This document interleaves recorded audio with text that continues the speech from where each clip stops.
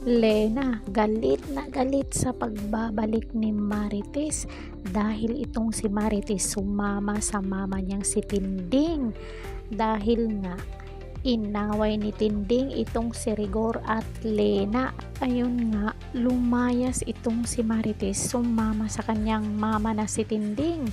Pero napag-isip-isip ni Marites na mahal niya ang kanyang pamilya at ayaw niyang mawalay sa asawa at sa mga anak niya. So bumalik itong si Marites at galit na galit itong si Lena. Bakit pa raw ito bumalik?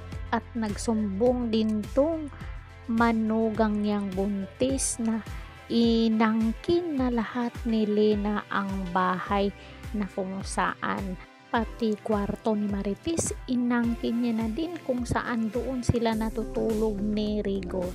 At sabi pa nga ito ni Lena, bakit ka pa bumalik? Gayong maayos na ang lahat. Ito talagang mga kirida, ito pa yung matapang kaysa legal na asawa. So pumasok si Marites sa kwarto at pinagtatapon ang mga gamit ni Lena.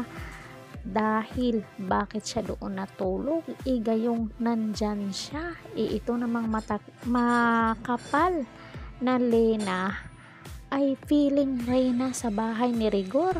Kaya ayon, akala niya siguro na okay lang kay Rigor na pagsigaw-sigawan niya si Marites at sinabihan itong si Lena ni Rigor na tumahimik ka, baka ikaw yung palalayasin ko dito sa bahay. Ayun. Biglang sumabog ang mundo ni Lena. Yan ang bagay sa iyo dahil isa kang kirida, mang-aagaw ka ng hindi iyong asawa. So ayun nga guys, kaabang-abang nga to. Kaya ngayon si Lena ay umiiyak na lang sa sulok. Charot.